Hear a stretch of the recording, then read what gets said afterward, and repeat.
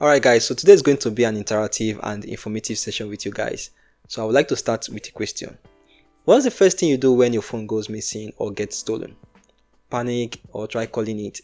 Start thinking of all the things on it, like your contacts, your banking apps, your social media apps, or anything. Or maybe you're a parent wondering how to keep tabs on your teenager after school without invading their privacy. How exactly do you track a lost phone, or better yet, track a phone number in 2025? These aren't just random questions. They are real life situations that happen every day. So welcome back to All Honey Review. I'm Mr. Roy, and today we are tackling something that's not just relevant but kind of mind-blowing: how to track a phone number in Nigeria in 2025. Sounds intriguing, right? So that phone holds everything, like your contacts, your memories, your banking apps, probably even your favorite memes. Like, no, not me. So what's your favorite move? How do you track those phones down without stepping into any legal mess? Well, that's exactly what we are going to do today. I'm going to talk about the safe and legal ways to track a phone number, and also peek into how the laws, the pros, like the law enforcement, do it, and also clear up some certain myths that can lead you into some serious problems. Phones are no longer just communication tools; they have become our entire world.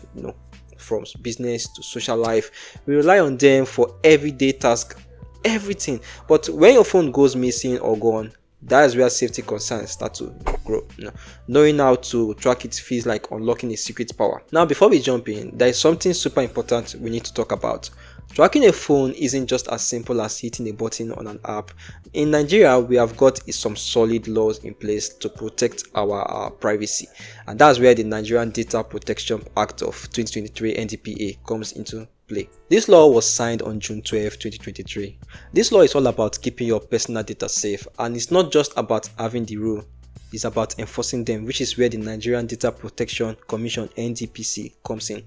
Long story short, you can't track someone's phone without a valid reason or their permission. It's illegal. No two ways about it. But there are still ways to track a phone legally and responsibly. Stick with me and I'll show you how. So let's get started.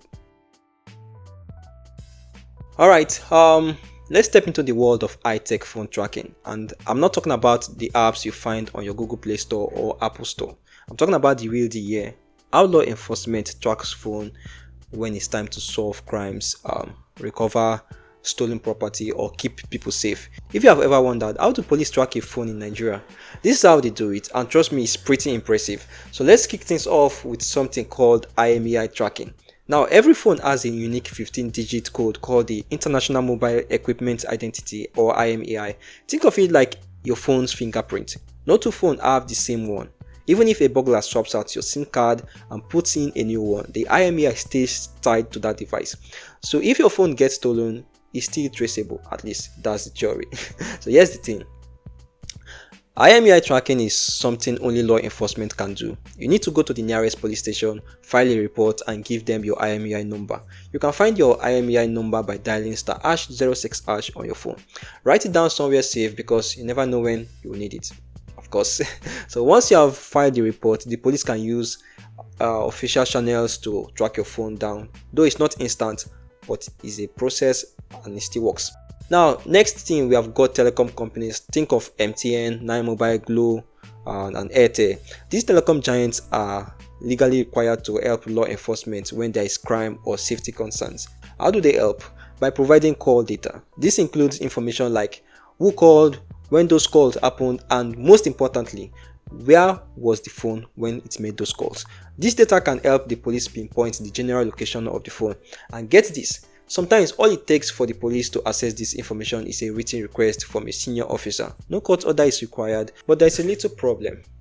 The Nigerian Communication Commission (NCC) has found that not all telecom companies are 100% on the ball with things like SIM registration and data protection. So tracking can get a little tricky sometimes, but it's still one of the main tools used by law enforcement. Now let's talk about NIN SIM linkage. And if you're a Nigerian, yes, you must have known this by now. By 2025, more than 153 million SIM cards have been linked to the National Identity Numbers (NIN). What does that mean? Every phone number is tied to a real person's identity.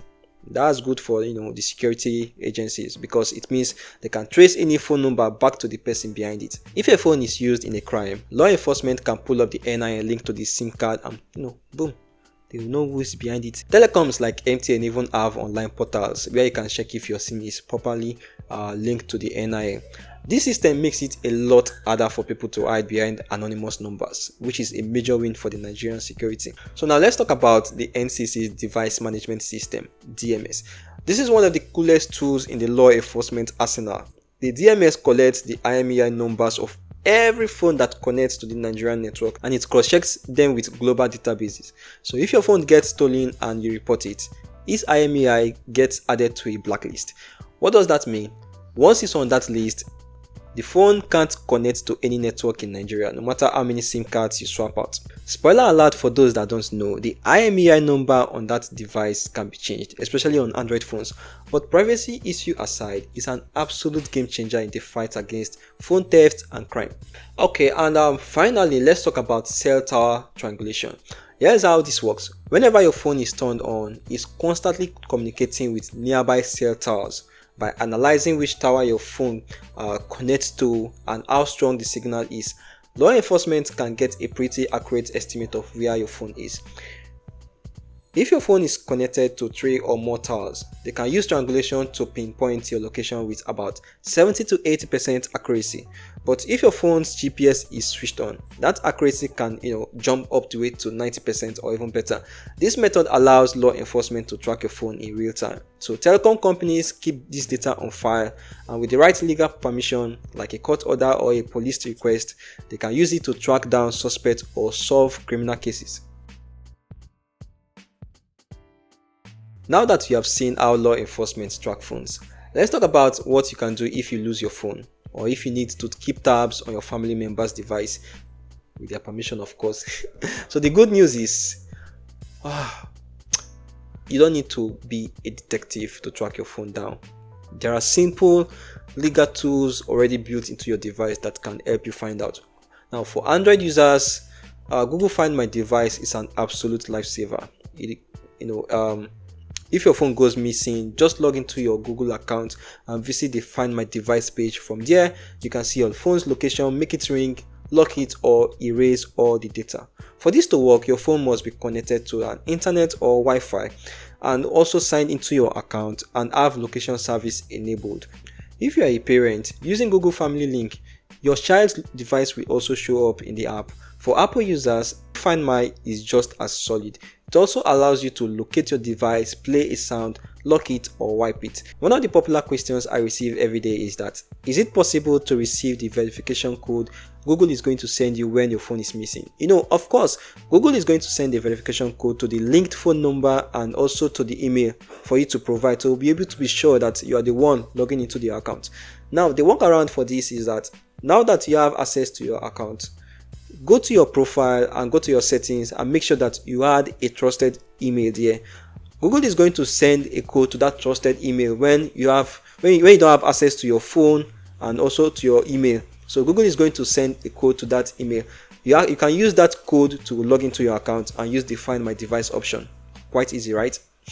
If you want more features or need to track multiple devices, there are third-party apps like Life360. It helps you to set up a private group where you can see everyone's phone on a map. It also includes crash detection, SOS alerts, and location history. Other apps like Tracky, Find My Phone, Family Locator, and Phone Tracker by Number also offers real-time updates, but also with permission. Most importantly, consent. You can't track someone's phone without their knowledge. Now, let's switch things up and talk about the myths.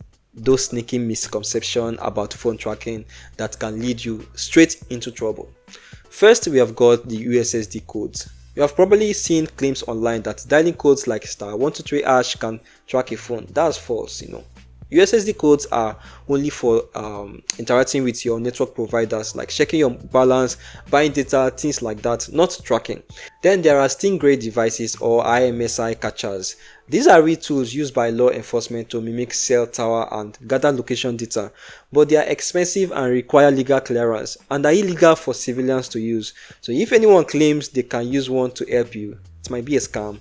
So phone repair shop also can't track your lost phone. While some shops now require ID for repairs and CCTV, their job is to fix and not to trace your device. Now, one more thing is SIM cloning. SIM cloning is when someone copies your SIM to intercept text and calls. Not only is it a serious cybercrime, but it's not even a method of tracking phones. And lastly, those shady social media trackers are some of the most dangerous scams out there. People online might claim they can track your phone for a fee, but once you pay or share your personal information, they ghost you, or worse, they blackmail you. Alright, so let's wrap things up. In Nigeria in 2025, there are really only two legal parts of tracking a phone. The first is through the law enforcement. They've got all the high-tech tools like IMEI tracking, telecom data, NIN SIM linkage, and the NCC's data management system, and even the cell tower triangulation. Now, the second route is to use personal tracking tools for your own phone or a family member's device with their permission, of course. And yes, we also have Google Find My Device, Apple Find My, and apps like Life 360 that are all great, but they only work if the phone is turned on, connected, and has location enabled. And please don't get fooled by those shady stuff like SIM cloning, Stingray devices, or those random social media trackers. They are illegal, risky, and often just scams. So stick to the legal routes and keep yourself safe. That's all for today's on all around review. If you have picked up some useful tips, make sure to share it with your friends and your family. Keep your phone close, stay savvy. I am Mr. Roy, and I'll see you in the next one. Bye for now.